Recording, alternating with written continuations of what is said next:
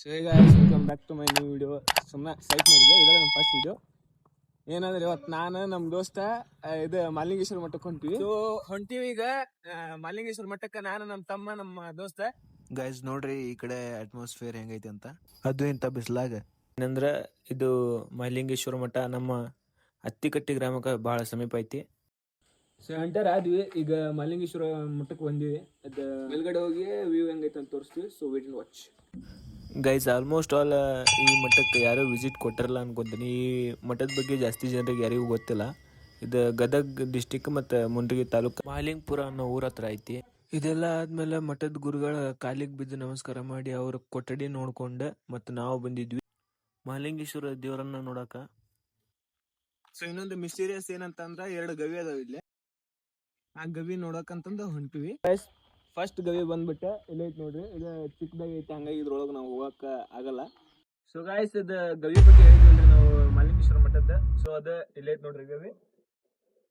ಇದು ಮಿಸ್ಟೀರಿಯಸ್ ಗವಿ. ಅದು ಜಾಸ್ತಿ ಯಾರು ವಿಸಿಟ್ ಮಾಡಿರಂಗಿಲ್ಲ ಇಲ್ಲೇ.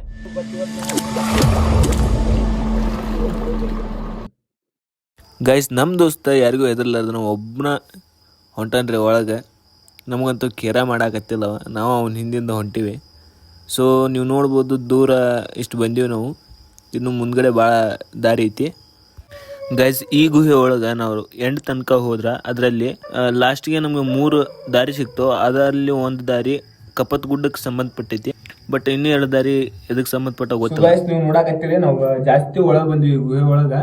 ಬಟ್ ನಮ್ಗೆ ಇನ್ನೂ ಮುಂದೆ ಹೋಗಕ್ಕಾಗತ್ತಿಲ್ಲ, ಯಾಕಂದ್ರೆ ಇದು ಜಾಸ್ತಿ ಒಳಗೆ ಇನ್ನೂ ಸುಮಾರು ಕಿಲೋಮೀಟರ್ ಒಳಗಡೆ ಐತೆ ಅಂತಂದು ಗೊತ್ತಾಗಿರೋದ್ರಿಂದ ಒಳಗೆ ಹೋಗಕ್ಕೆ ಆಗತ್ತಿಲ್ಲ. ಸೊ ನೀವು ನೋಡ್ಬೋದು ಹಿಂದ್ಗಡೆ ನಮ್ಗೆ ನಾವು ಬಂದಿದ್ದ ದಾರಿ ಸಹಿತ ಕಾಣೋದು, ಅಷ್ಟು ದೂರ ಬಂದ್ಬಿಟ್ಟಿವಿ ನಾವು. ಬೇಕಾದ್ರೆ ನೀವು ನೋಡ್ಬೋದು ದಾರಿ ಸಹಿತ ಕಾಣೋದು.